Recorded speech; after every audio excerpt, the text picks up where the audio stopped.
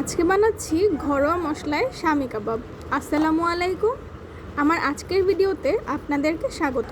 শামি কাবাব বানানোর জন্য আমি প্রথমেই সমপরিমাণ গরুর গোশত এবং বুটের ডাল নিয়ে নিয়েছি। তার সাথে দিয়ে দিচ্ছি লবণ, হলুদ গুঁড়া, মরিচ গুঁড়া, তেজপাতা, দারচিনি, এলাচ।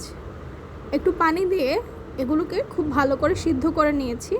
সিদ্ধ করার পর খুব ভালো মতো ঠান্ডা করে একটা গ্রাইন্ডারে দিয়ে ভালো মতো এগুলোকে ব্লেন্ড করে নিয়েছি।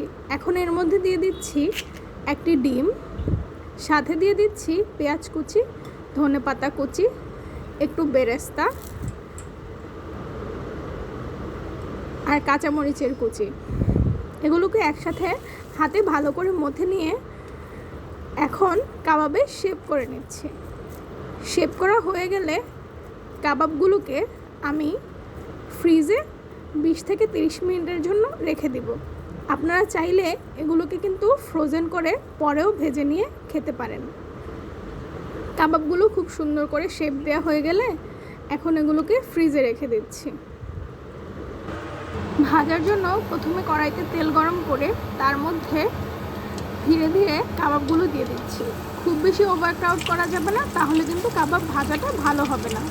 এখন উল্টে পাল্টে দুপাশ বাদামি করে ভেজে নেব।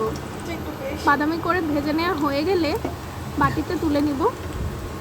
ব্যাস, তৈরি হয়ে গেল চমৎকার মজাদার ঘরোয়া মশলায় শামি কাবাব। সাথে থাকার জন্য ধন্যবাদ।